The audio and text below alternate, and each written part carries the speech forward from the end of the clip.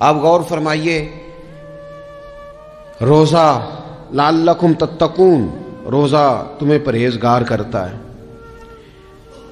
بہت سارے لوگ ایک بات کرتے ہیں کہ عادتیں نہیں بدلی جاتی، یار کوشش کرتا ہوں لیکن میری عادت نہیں تبدیل ہوتی۔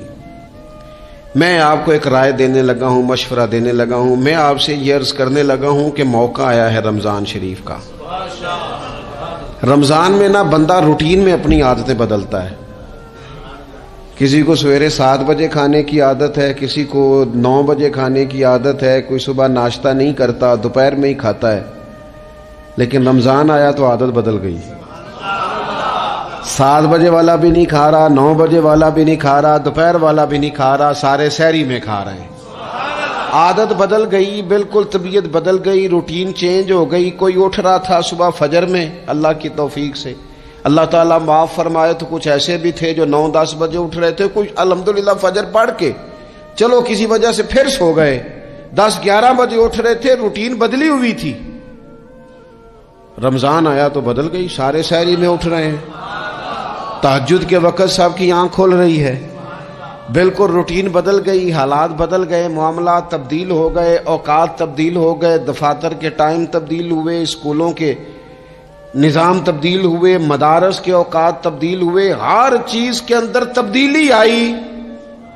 معنی کیا ہے کہ اللہ نے تمہیں موقع دیا ہے کہ عادتیں بدلی جا سکتی ہیں، اپنے آپ کو تبدیل کیا جا سکتا ہے، لائف سٹائل کو چینج کیا جا سکتا ہے۔ یہ موقع آیا ہے، ایک مہینہ ہے پورا، 2-3 دن 4 دن آپ کی روٹین بگڑ جائے نا سونے کی، یعنی روٹین سے ہٹ کے آپ سونا جاگنا شروع کر دیں تو پھر وہی روٹین بن جاتی ہے، پھر اسی ترتیب سے انسان سارے کام کرتا ہے۔ تو رمضان میں روٹین چینج ہوگی، سارے تہجد میں اور سحری میں اٹھیں گے، تو اللہ کرے نا یہ روٹین قائم رہے۔ رمضان میں تو اٹھتے تھے سحری کرنے کے لیے، تو اللہ کرے روٹین بن جائے اور سارا سال اٹھیں تہجد کی نماز ادا کرنے کے لیے، اللہ کرے روٹین بن جائے، چیزیں تبدیل ہو جائیں۔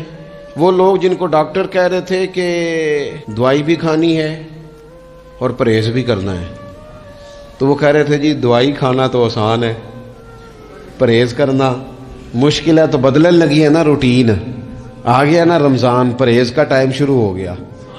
لہذا بہترین فائدہ یہ ہوگا کہ رمضان میں پرہیز ہوگی، ڈائٹ پلان بالکل بنایا جا سکتا ہے، اس میں چیزوں کو بالکل مرتب کیا جا سکتا ہے۔ تو رمضان شریف کے آنے سے پہلے ذہنی طور پر اپنی عادات کی تبدیلی کا پروگرام بنائیں، عادتیں بدل جایا کرتی ہیں۔ رسول کریم دنیا میں آئے وَيُزَكِّيكُمْ، حضور تزکیہ کرنے تو آئے ہیں، عادتیں بدلنے تو تشریف لائے ہیں۔ نبی پاک نے صفائی ستھرائی کر دی، ساری ناپاک چیزوں کو نکال دیا۔ تو روٹین دیکھیں کہ رمضان میں تقوی کے حصول کے لیے اپنی عادات کو تبدیل کرنا ہے، اور اس کے لیے ذہنی طور پر اپنے آپ کو تیار کریں۔ وہ جو کہتے ہیں بچے سویرے نہیں اٹھتے، وہ روٹین بنا لیں، یہ موقع آیا ہے، ابھی سے ارادہ کر لیں کہ جناب ہم نے اس ترتیب سے اپنے گھر کو، ماحول کو، بچوں کو اس ترتیب سے ہم نے مرتب کرنا ہے چیزوں کو۔ یہ آپ ارادہ کریں، اللہ تعالیٰ مدد فرمائے گا۔ رمضان المبارک کی جو خاص فضیلت ہے، اس خاص فضیلت کو رمضان آنے سے پہلے ذہن میں بٹھا لیں،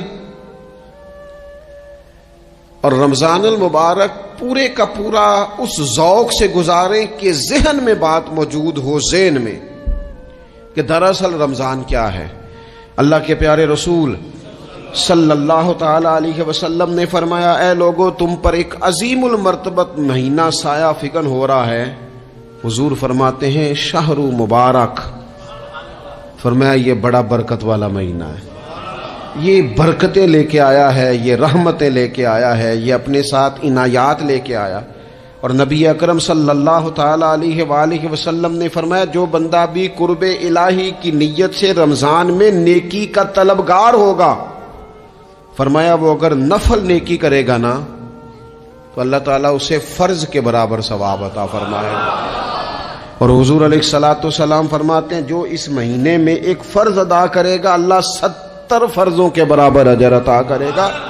اپنے ذہن میں ایک بات بٹھائی جائے، ذہن میں یہ بات بٹھائی جائے کہ یہ نہ برکت والا مہینہ ہے، اس میں میرا ثواب بڑا ضربوں کے ساتھ آگے بڑھے گا، ایک ذہن بنایا جائے اور پھر ثواب اکٹھا کرنا شروع کر دیا جائے، پھر وہ ترتیب بنا لی جائے، کاروباری نہیں، روحانی ترتیب، کاروباری نہیں، یعنی نئے سے نئے سٹال نہ تیار کیے جائیں، مہنگائی کیسے کرنی ہے اور کس طرح کر کے کن چیزوں کی آج کل مانگ ہوگی، کس ترتیب سے سودا پہلے ہی خریدنا ہے، مہنگا کیسے کرنا ہے، اللہ معاف کرے مصنوعی قلت کیسے پیدا کرنی ہے، کمائی کیسے کرنی ہے۔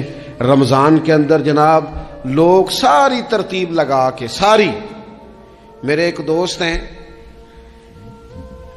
میڈیکل کے شعبے سے وابستہ ہیں، تو وہ مجھے کہنے لگے کہ ڈاکٹر بھی اپنی روٹین بدلتے ہیں اور معدے والی ساری دوائیاں بھی اکٹھی کر لیتے ہیں کیونکہ رمضان آنے والا ہے، یہ زیادہ لوگ استعمال کریں گے۔ تو وہ ماحول نہ پیدا کریں کہ ہر چیز دنیا داری ہو جائے، ہر چیز دنیا داری نہیں، ہر چیز کو ایک نیا روپ دے دیا جائے اور نیا سے نیا مال کمانے کا سلیقہ بنایا جائے۔ میں اکثر کہا کرتا ہوں کہ رمضان تو اس لیے تھا نا کہ اس میں کم کھانا ہے، تھوڑا کھانا ہے، لیکن اگر بندہ کہے کہ میں نے صبح کا چونکہ کھایا نہیں لہذا اب شام کو اتنا کھانا ہے کہ ہفتے سے پہلے پہلے ڈاکٹر کے پاس بھی جانا ہے، میں نے وہ سارا پوری کرنی ہے روٹین، تو پھر وہ مقصد کو نہیں نہ سمجھا، پھر اس نے اس خوبصورتی کو نہیں پایا جو خوبصورتی اس کو دین دینا چاہتا تھا۔ ایک تو رمضان کی فضیلت کو سمجھنا ہے، اور پھر جب ہم روزہ دار ہیں، ہم نے روزہ رکھا ہوا ہے، تو نبی پاک علیہ السلام نے خود اس مفہوم کو کھول کے بیان کیا، فرمایا جس بندے نے جھوٹ نہیں چھوڑا، گناہ نہیں چھوڑا، گویا غیبت نہیں چھوڑی، بدی نہیں چھوڑی، تو اللہ کے محبوب علیہ الصلوۃ والسلام فرماتے ہیں پھر اللہ تعالیٰ کو اس کے بھوکا پیاسا رہنے کی تو کوئی ضرورت نہیں، کیونکہ لعلکم تتقون، تقوی اختیار کرنا تو روزے کا مقصد تھا، اور اگر اس نے وہ بات کو سمجھا ہی نہیں، استاد کے لیے صرف استاد ہو جانا ہی ضروری نہیں، اس کو پھر اپنے منصب کا لحاظ کرنا بھی ضروری ہے کہ میں استاد ہوں۔ والد کا صرف والد ہو جانا ہی کمال نہیں، اس کو پھر اس منصب کے تقاضوں کو بھی سمجھنا چاہیے کہ اب میں ایک باپ ہوں، اب میں روٹین میں وہ آزاد نہیں ہوں کہ جہاں میرا جی چاہے گا جاؤں گا، جہاں میری طبیعت چاہے گی میں کھاؤں گا، جہاں میرا دل کرے گا میں وہ کام کروں گا۔ اب آپ سرپرست ہیں، سربراہ ہیں۔ انسان دیکھیں نا، ایک شخص ہے وہ عالم ہے، اب علم پڑھ لینا صرف کمال نہیں، وہ اپنے منصب کو بھی تو سمجھے نا، اس منصب کے وقار کو، اس کے لحاظ کو بھی تو سمجھے نا۔ ایک آدمی اگر عمر رسیدہ ہے، بڑا ہے، بزرگ ہے، اور وہ چاہتا ہے کہ میری بزرگی کی وجہ سے میرا اکرام کیا جائے، تو اسے اپنے منصب کا بھی لحاظ کرنا پڑے گا۔ اس کو حضرت سعدی فرمایا کرتے تھے میں نے 18 سال کے بزرگ دیکھے اور میں نے 75 سال کے بچے دیکھے۔ حضور کیا مطلب؟ فرمانے لگے عمر ہو گئی لیکن اپنے منصب کا خیال نہ کیا، عادات بچوں والی رہی۔ اور فرماتے میں نے ایسے لوگ دیکھے جن کو شروع وقت میں ہی اللہ والوں کی صحبت نصیب آئی، تو وہ جو بزرگی ہے وہ پھر عمر کی وجہ سے نہیں ملی، وہ اللہ نے علم اور عمل کی وجہ سے عطا فرما دی۔ تو اپنے منصب کا لحاظ کرنا کہ میرا یہ منصب ہے۔ اسی طرح جب ہم نے روزہ رکھا ہوا ہوگا نا، تو پھر ہم نے اس منصب کا بھی لحاظ کرنا ہے کہ میں روزے دار ہوں، پھر خالی بھوکے پیاسا نہیں رہنا۔ رسول پاک صلی اللہ تعالی علیہ وآلہ وسلم نے پتہ ہے روزے دار کی فضیلت کیا بیان فرمائی؟ اللہ کے محبوب صلی اللہ تعالی علیہ وسلم فرماتے ہیں کہ رب فرماتا ہے ابن آدم کا ہر عمل اس کے لیے ہے، روزہ میرے لیے، اور فرمایا میں خود جزا دوں گا روزے کی، میں خود جزا دوں گا روزے کی۔ اور حضور فرماتے ہیں روزہ ڈھال ہے، جو شخص روزہ دار ہو وہ بےہودگی سے، فحش گوئی سے اجتناب کرے۔ اور اللہ کے محبوب صلی اللہ تعالی علیہ وسلم فرماتے ہیں اگر کوئی شخص اسے گالی دے، اگر کوئی شخص اس سے جھگڑا کرنا چاہے تو پتہ کیا جواب دے؟ اسے کہے بھئی میں روزے دار ہوں، میرے منصب کا تقاضا نہیں کہ میں تیرے ساتھ الجھوں۔ اور رسول پاک صلی اللہ علیہ وسلم فرمانے لگے اوہو اتنی بڑی بات۔ حضور فرمانے لگے، یہ صحیح مسلم کے لفظ ہیں، کریم محبوب فرمانے لگے مجھے اس رب کی عزت کی قسم جس کے قبضے میں محمد عربی صلی اللہ علیہ وسلم کی جان ہے، حضور فرماتے ہیں روزہ دار کے منہ کی خوشبو اللہ تعالیٰ کے نزدیک قیامت کے دن مشک کی خوشبو سے بھی زیادہ وقت والی ہوگی۔ اس کے منہ سے جو خوشبو آتی ہے قیامت میں مشک پیچھے رہ جائے گا، اور رب کی بارگاہ میں صرف روزہ دار کے منہ سے۔ اگر تیرے منہ کی خوشبو رب کو اتنی پسند ہے تو تجھے بھی تو اپنے منصب کا خیال ہونا چاہیے کہ میں نے روزہ رکھا ہوا ہے، میں روزہ دار ہوں۔ اور میرے نبی پاک علیہ السلام کے یہ دو لفظ ہیں نا، وہ صوفیاء ہیں نا، اللہ کے نیک بندے جو ساری زندگی تڑپتے رہے کہ کبھی اے حقیقت منتظر نظر آنا لباس مجاز میں، کبھی مالک ایک دفعہ کبھی تیرا جلوہ ملے، کبھی اے حقیقت منتظر نظر آنا لباس مجاز میں۔ لاکھوں سجدے تڑپ رہے ہیں میری جبین نیاز میں، اور جو ساری زندگی کہتے رہے کہ ہم تو عمر دراز مانگ کے لائے تھے 4 دن، 2 آرزو میں کٹ گئے، 2 انتظار میں، یہ دیکھو انہیں انعام ملنے لگا ہے۔ جو اس کی راہ کے سوالی تھے، جو اس کے رستے کے مسافر تھے، جو اسے پانا چاہتے تھے، جو اس کی دید کرنا چاہتے تھے، جو اسے ملنا چاہتے تھے، میرے رسول پاک علیہ السلام نے فرمایا روزہ دار کو 2 خوشیاں ملیں گی۔ ایک خوشی اس وقت ملتی ہے جب وہ افطار کرتا ہے، اور فرمایا ایک خوشی اس وقت ملے گی جب وہ اپنے رب سے ملاقات کرے گا، جب وہ اس سے ملے گا تو اس وقت روزہ دار کو خوشی ہوگی۔ میرے دوستو خوشی تو جو ہوگی سو ہوگی، لیکن یہ لفظ بڑے حسین نہیں کہ روزہ دار کی رب سے ملاقات ہوگی، یہی لفظ بڑے باکمال نہیں۔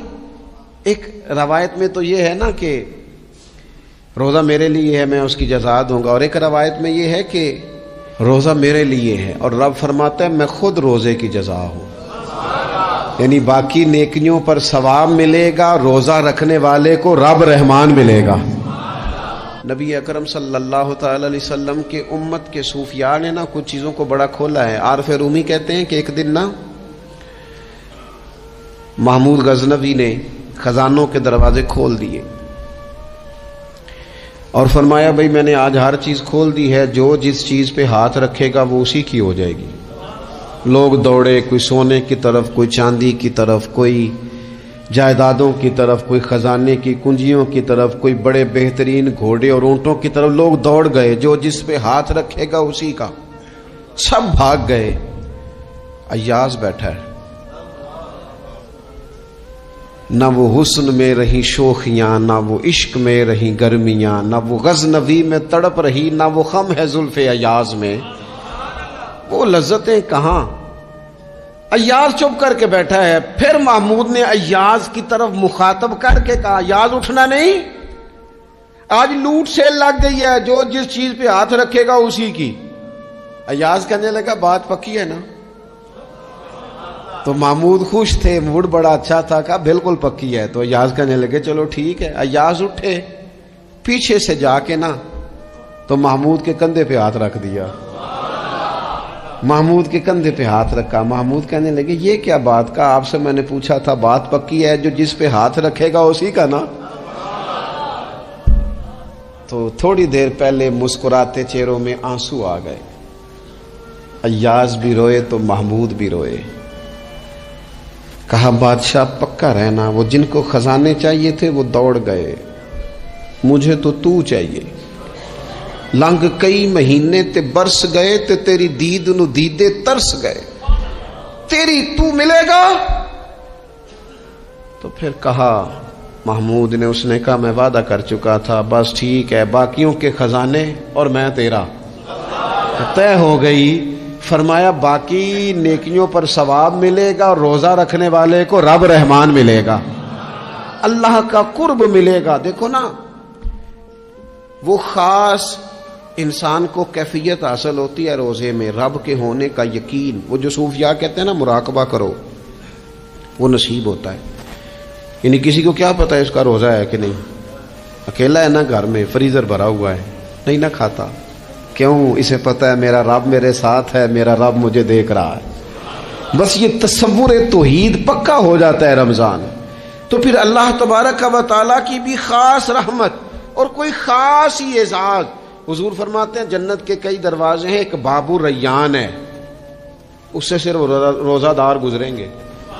آواز ہوگا روزے والے آ جاؤ، وہ آ جائیں گے. فرمایا اس خاص دروازے سے گزرو. جب گزر جائیں گے تو فرمایا بند کر دو بھائی، اور کوئی نہیں گزرے گا یہاں سے. دروازہ ہی مخصوص ہے، ان کا اعزاز ہی ذرا زیادہ ہے. تو میرے عزیز رمضان شریف کے اندر وہ منصب کا بس خیال رکھیں کہ میں روزہ دار ہوں، اس احتیاط کے ساتھ. اور دوسری جو رمضان کی چند عبادات ہیں نا، سب سے پہلی تو میں عرض کروں گا تراویح کے حوالے سے. یہ بات یاد رکھ لیں کہ نبی پاک علیہ الصلوۃ والسلام نے فرمایا جس نے ایمان اور احتساب کی نیت کے ساتھ رمضان میں قیام کیا، اللہ اس کے پچھلے سارے گناہوں کو معاف فرما دے گا. اور ایک مقام پر نبی پاک صلی اللہ تعالی علیہ وسلم نے بیان کیا، یہ مشکات میں موجود ہے. حضور فرماتے ہیں رمضان اور قرآن دونوں قیامت کے دن بندے کی شفاعت کریں گے. رمضان کہے گا یا اللہ میں نے اسے دن بھر کھانا کھانے سے باز رکھا اور تیری بارگاہ کے حکم کے مطابق اس نے اپنے آپ کو ان چیزوں سے بچا کے رکھا. اور قرآن کہے گا مالک رات میں نے اسے نیند سے روکے رکھا. کیا مطلب؟ اس نے کھڑے ہو کے عبادت کی. اگرچہ اس سے مراد شارحین حدیث نے تراویح بھی لیا ہے، تہجد کی نماز بھی لیا ہے، صلاۃ اللیل بھی لی ہے، لیکن میرے عزیز یہ خاص ربط ہے قرآن مجید کے ساتھ تراویح کا. مسنون ہے رمضان کی راتوں میں قرآن مجید اور تراویح کا پڑھنا. اگر تھوڑی سی نا طبیعت میں صرف تبدیلی پیدا کی جائے. میں نے دیکھا ہے کہ جو لوگ کہتے ہیں نا میرا وقت بڑا قیمتی ہے، بڑی ساری جگہوں پہ آپ کو بیٹھنا پڑتا ہے، بیٹھیں آپ 2 گھنٹے بیٹھیں، 3 گھنٹے بیٹھیں.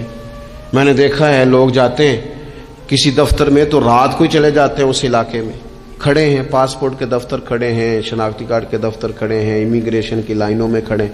کچھ ذہن تو بنائیں کہ میں نے رات کھڑے رہنا ہے اور اپنے رب کی عبادت کرنی ہے. تراویح کو ذرا ذوق سے آپ اگر تھوڑا ارادہ کر لیں گے نا، یعنی کوئی ایسا مشکل کام نہیں. میری تو رائے یہ ہے کہ پہلے 3-4 دن ذرا جم کے ذہن بنائیں اور تھوڑا سا نا روٹین کو بدلنے کی کوشش نہ کریں. جس امام صاحب کے پیچھے تراویح شروع کریں کوشش کریں ساری وہیں پڑھیں.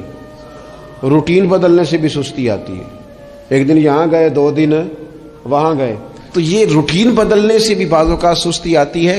کوشش کریں ایک جگہ پہ قرآن شریف سننا شروع کریں اور پھر پورا قرآن مجید وہیں پہ سنیں اور تھوڑا ذہن بنائیں. میں نے دیکھا ہے ہمارے استاد صاحب اس طرح کیا کرتے تھے کہ بہت تھوڑا کھانا افطاری کے وقت، تھوڑا، اور ان سے کہا جاتا آپ بزرگ آدمی ہیں، اتنا کم کھانا کیسے نظام چلے گا؟ تو فرماتے تھے میں 1 چپاتی اور آدھی چپاتی کھا لوں گا لیکن تراویح کے بعد. اب اگر زیادہ کھانا کھاؤں گا تو طبیعت میں سستی آئے گی، میرے لیے کھڑا ہونا مشکل ہو جائے. سادہ سا کھانے کے ساتھ افطاری کی جائے گی. اور تراویح کے لیے اپنے آپ کو ذہنی کہاں ٹائم ملتا ہے سارا سال قرآن پڑھنے سننے کا؟ یہ تو اللہ نے موقع عطا فرمایا ہے. تو تھوڑا سا اگر دلچسپی پیدا کی جائے، بڑا سونا قرآن مجید پڑھا جاتا ہے مساجد میں، بچے بڑی خوبصورتی سے. تو اللہ کا شکر ہے جگہ جگہ پہ. اور مساجد کے علاوہ بھی میں نے دیکھا ہے ہم سے لوگ مطالبہ کرتے ہیں کہ ہماری فیکٹری میں رات کو بھی کام ہوتا ہے، اتنے سارے ورکر ہیں تو بچہ کوئی مل جائے قرآن شریف سنائے، فلانی جگہ بھی اتنے لوگ ہیں تو اگر موقع مل جائے. تو اگر تھوڑا ذہن بنایا جائے، شوق پیدا کیا جائے تو اللہ تعالیٰ فضل فرماتا ہے، انسان کو طاقت ملتی ہے کھڑے رہنے کی. ایک تو تراویح، روزہ، تراویح، اور تیسری بات ہے سحر اور افطار. یہ جو سحری اور افطار، یہودی جو تھے نا وہ سحری نہیں کرتے تھے، سحری کا نام و نشان نہیں تھا، روزہ رکھتے سحری نہیں کرتے. تو نبی پاک صلی اللہ تعالی علیہ وسلم نے فرمایا ہمارے اور یہودیوں کے درمیان فرق ہی سحری کا ہے. اور نبی پاک صلی اللہ تعالی علیہ وآلہ وسلم نے فرمایا سحری کھایا کرو، سحری کھانے میں برکت ہے. اور اگلی بات سننی آپ نے تو خوش ہو جانا ہے، سحری کو معمولی نہ سمجھے، سحری کرنا عبادت ہے۔ ہاں آپ مت سمجھیں کہ میں روٹی کھا رہا ہوں، یہ تو میرے سامنے دہی رکھا ہوا ہے، یہ تو سالن رکھا ہوا ہے، یہ تو اچار رکھا ہے، تو چپاتیاں رکھی ہیں۔ سحری کھانا عبادت ہے۔ آپ صبح اٹھے، آپ کی تو روٹین ہی اور تھی، تو 7 بجے کھاتے تھے، 9 بجے کھاتے تھے۔ یہ جو آپ صبح کھا رہے ہیں اٹھ کے سحری میں، اپنی مرضی سے تھوڑی کھا رہے ہیں، یہ تو کسی کے کہنے سے کھا رہے ہیں، یہ تو کسی کے بٹھائے بیٹھے ہیں۔ یہ جو سحری کا لنگر ہے، یہ رب رسول کی رحمت کے ساتھ عطا ہوتا ہے، یہ کرم ہے، یہ اللہ رسول کے بٹھائے بیٹھے۔ کیا میرے رسول پاک صلی اللہ تعالی علیہ وآلہ وسلم نے بات کھولی ہے، ترغیب و ترہیب میں حدیث ہے، اللہ کرے یہ کبھی چسکا لگ جائے، یہ والا مزہ آ جائے، تو پھر تو گھر میں دسترخوان نہیں بچھا ہوا ہوگا، پھر تو رنگ ہی کوئی اور ہوگا۔ حضور فرماتے ہیں اللہ تعالی اور اس کے فرشتے سحری کھانے والوں پر رحمتوں کا نزول فرماتے ہیں۔ کھائی روٹی جا رہی ہے، پکا ہوا کھانا ہے، لیکن حضور فرماتے ہیں رب بھی رحمتیں فرما رہا ہے اور اللہ کے حکم سے فرشتے بھی رحمتوں کا نزول کر رہے ہیں سحری کھانے والوں پر۔ تو خوب توجہ سے، ذوق سے، شوق سے۔ اور پھر جو افطار کا معاملہ ہے، حضور فرماتے ہیں جب روزہ کھولنے والا روزہ کھولتا ہے تو جو دعا مانگتا ہے رب قبول فرما لیتا ہے۔ یعنی افطار کا وقت ایسا ٹائم ہے جو دعاؤں کی قبولیت کا وقت ہے۔ افطار کرنا بھی ہے، کرانا بھی ہے۔ مہنگائی ذرا عروج پہ چلی گئی ہے، میں بار بار کہتا ہوں، مجھ سے نا لوگ دعا کے لیے مجھے کہتے کہتے اپنے کئی دکھ بتا دیتے ہیں۔ تھوڑا سا نا افطاریاں مہربانی فرمائیے گا سیاسی نہ کیجیے گا۔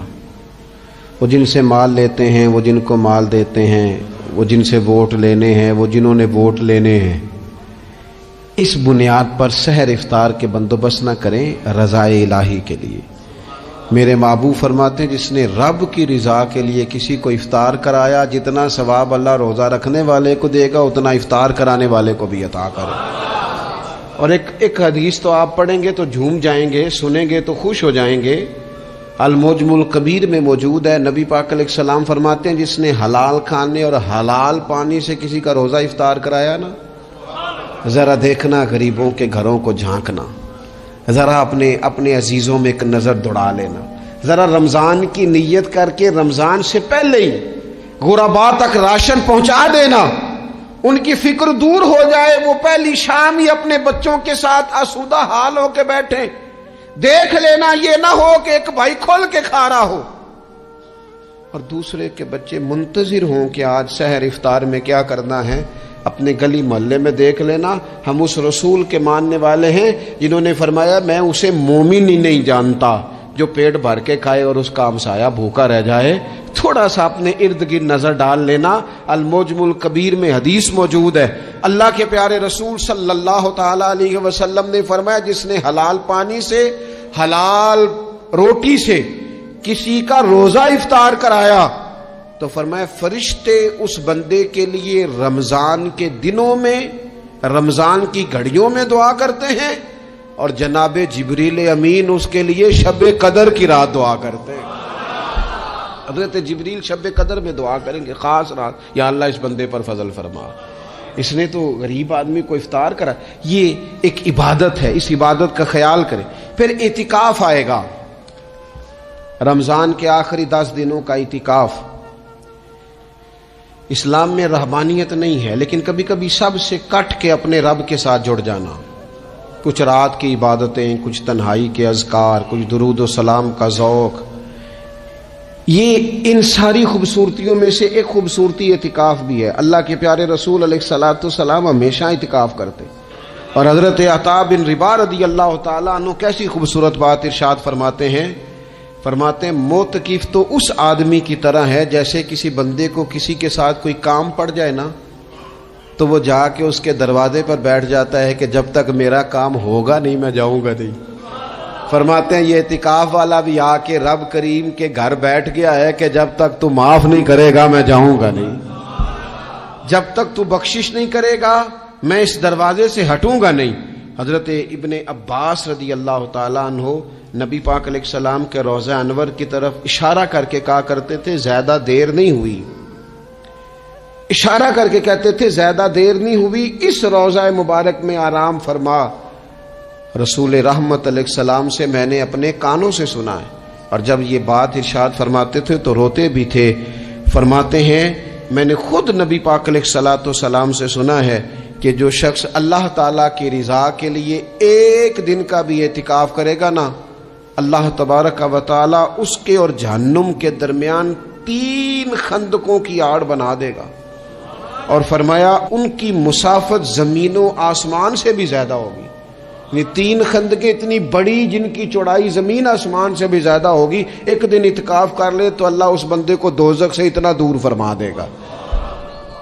بہت سارے لوگ ہیں جن کو بڑا ٹائم ملتا ہے چھٹیاں گزارنے کے لیے، کبھی کسی سیاحتی مقام پر، کبھی کسی سیاحتی مقام پر، خرچہ بھی مل جاتا ہے، کام بھی ہو جاتا ہے، سارے سلسلے بن جاتے ہیں، بڑی بڑی جگہوں پہ لوگ جا کے ٹائم گزارتے ہیں۔ تو ایسا نہ ہو کہ 10 دن اللہ کے گھر میں بھی گزارے جائیں۔ علماء نے لکھا ہے کہ کوشش تو کریں ہر سال اعتکاف ہو، نہ ہو سکے تو چلو چند سالوں کے بعد ہو جائے۔ اور فرماتے ہیں کہ زندگی میں ایک دفعہ تو اس سنت کو ضرور ادا کرنا چاہیے۔ کوئی بندہ ایسا نہ ہو جو محروم رہ جائے، زندگی میں ایک بار صحیح پر اعتکاف کے ساتھ اپنے آپ کو وابستہ ضرور کرے۔ آپ نے روزہ رکھا ہے لیکن اس کا پتہ صرف آپ کو ہے۔ آپ لوگوں کو کہہ دیں میں نے رکھا ہوا ہے، ٹھیک ہے ابھی رکھا ہوگا، آپ چھپ جائیں جا کے کمرے میں باورچی خانے میں کھا لیں کھانا، کسی کو نہیں پتا، لیکن نہیں نہ کھاتے۔ کیوں نہیں کھاتے؟ او ہو اللہ، تو بس ٹھیک ہو گئی بات۔ اللہ صرف رمضان میں نہیں دیکھتا، صبح و شام دیکھتا ہے، ہر لمحہ دیکھتا ہے، دن رات دیکھتا ہے۔ یہ تصور رمضان پکا کر دے گا آپ کا، اللہ دیکھ رہا ہے، یہ تصور رمضان میں پکا ہوتا ہے۔ کیا میرے رسول پاک صلی اللہ تعالی علیہ وآلہ وسلم نے بات کھولی ہے، ترغیب و ترہیب میں حدیث ہے، اللہ کرے یہ کبھی چسکا لگ جائے، یہ والا مزہ آ جائے تو پھر تو گھر میں دسترخوان نہیں بچھا ہوا ہوگا، پھر تو رنگ ہی کوئی اور ہوگا۔ حضور فرماتے اللہ تعالی اور اس کے فرشتے سحری کھانے والوں پر رحمتوں کا نزول فرماتے ہیں۔ کھائی روٹی جا رہی ہے، پکا ہوا کھانا ہے، لیکن حضور فرماتے ہیں رب بھی رحمتیں فرما رہا ہے اور اللہ کے حکم سے فرشتے بھی رحمتوں کا نزول کر رہے ہیں۔ حضور فرمانے لگے، یہ صحیح مسلم کے لفظ ہیں، کریم محبوب فرمانے لگے مجھے اس رب کی عزت کی قسم جس کے قبضے میں محمد عربی صلی اللہ علیہ وسلم کی جان ہے۔ حضور فرماتے روزہ دار کے منہ کی خوشبو اللہ تعالیٰ کے نزدیک قیامت کے دن مشک کی خوشبو سے بھی زیادہ بکت والی ہوگی۔ اس کے منہ سے جو خوشبو آتی ہے قیامت میں مشک پیچھے رہ جائے گا، اور رب کی بارگاہ میں صرف روزہ دار کے منہ سے، اگر تیرے منہ کی خوشبو رب کو اتنی پسند ہے تو تجھے بھی تو اپنے منصب کا خیال ہونا چاہیے کہ میں نے روزہ رکھا ہوا ہے، میں روزہ دار ہوں۔ میرے دوستو، خوشی تو جو ہوگی سو ہوگی، لیکن یہ لفظ بڑے حسین نہیں کہ روزہ دار کی رب سے ملاقات ہوگی، یہی لفظ بڑے با کمال نہیں۔ ایک روایت میں تو یہ ہے نا کہ روزہ میرے لیے ہے میں اس کی جزا دوں گا، اور ایک روایت میں یہ ہے کہ روزہ میرے لیے ہے اور رب فرماتا ہے میں خود روزے کی جزا ہوں، یعنی باقی نیکیوں پر ثواب ملے گا، روزہ رکھنے والے کو رب رحمان ملے گا۔ نبی اکرم صلی اللہ تعالی علیہ وسلم کے امت کے صوفیاء نے نا کچھ چیزوں کو بڑا کھولا ہے۔ عارف رومی کہتے ہیں کہ ایک دن نا محمود غزنوی نے خزانوں کے دروازے کھول دیے اور فرمایا بھئی میں نے آج ہر چیز کھول دی ہے، جو جس چیز پہ ہاتھ رکھے گا وہ اسی کی ہو جائے گی۔ لوگ دوڑے، کوئی سونے کی طرف، کوئی چاندی کی طرف، کوئی جائیدادوں کی طرف، کوئی خزانے کی کنجیوں کی طرف، کوئی بڑے بہترین گھوڑے اور اونٹوں کی طرف، لوگ دوڑ گئے، جو جس پہ ہاتھ رکھے گا اسی کا۔ سب بھاگ گئے، ایاز بیٹھا ہے، نہ وہ حسن میں رہی شوخیاں، نہ وہ عشق میں رہی گرمیاں، نہ وہ غزنوی میں تڑپ رہی، نہ وہ خم ہے زلف ایاز میں، وہ لذتیں کہاں۔ ایاز چپ کر کے بیٹھا ہے۔ پھر محمود نے ایاز کی طرف مخاطب کر کے کہا ایاز اٹھنا نہیں، آج لوٹ سیل لگ گئی ہے، جو جس چیز پہ ہاتھ رکھے گا اسی کی۔ ایاز کہنے لگا بات پکی ہے نا؟ تو محمود خوش تھے، موڈ بڑا اچھا تھا، کہا بالکل پکی ہے۔ تو ایاز کہنے لگے چلو ٹھیک ہے۔ ایاز اٹھے، پیچھے سے جا کے نا تو محمود کے کندھے پہ ہاتھ رکھ دیا، محمود کے کندھے پہ ہاتھ رکھا۔ محمود کہنے لگے یہ کیا بات کا، آپ سے میں نے پوچھا تھا بات پکی ہے، جو جس پہ ہاتھ رکھے گا اسی کا نا۔ تو تھوڑی دیر پہلے مسکراتے چہروں میں آنسو آ گئے، ایاز بھی روئے تو محمود بھی روئے۔ کہا بادشاہ پکا رہنا، وہ جن کو خزانے چاہیے تھے وہ دوڑ گئے، مجھے تو چاہیے۔ لنگ کئی مہینے تے برس گئے تے تیری دید نو دیدے ترس گئے، تیری تو ملے گا؟ تو پھر کہا محمود نے، اس نے کہا میں وعدہ کر چکا تھا، بس ٹھیک ہے، باقیوں کے خزانے اور میں تیرا طے ہو گئی۔ فرمایا باقی نیکیوں پر ثواب ملے گا اور روزہ رکھنے والے کو رب رحمان ملے گا، اللہ کا قرب ملے گا۔ دیکھو نا، وہ خاص انسان کو کیفیت حاصل ہوتی ہے روزے میں، رب کے ہونے کا یقین۔ وہ جو صوفیاء کہتے ہیں نا مراقبہ کرو، وہ نصیب ہوتا ہے۔ یعنی کسی کو کیا پتا ہے اس کا روزہ ہے کہ نہیں، اکیلا ہے نا گھر میں، فریزر بھرا ہوا ہے، نہیں نہ کھاتا، کیوں؟ اسے پتا ہے میرا رب میرے ساتھ ہے، میرا رب مجھے دیکھ رہا ہے۔ بس یہ تصور توحید پکا ہو جاتا ہے رمضان، تو پھر اللہ تبارک و تعالیٰ کی بھی خاص رحمت اور کوئی خاص ہی اعزاز۔ حضور فرماتے ہیں جنت کے کئی دروازے ہیں، ایک باب الریان ہے، اس سے صرف روزہ دار گزریں گے۔ آواز ہوگا روزے والے آ جاؤ، وہ آ جائیں گے، فرمایا اس خاص دروازے سے گزرو، جب گزر جائیں گے تو فرمایا بند کر دو بھائی، اور کوئی نہیں گزرے گا یہاں سے، دروازہ ہی مخصوص ہے، ان کا اعزاز ہی ذرا زیادہ ہے۔ تو میرے عزیز رمضان شریف کے اندر وہ منصب کا بس خیال رکھیں کہ میں روزہ دار ہوں،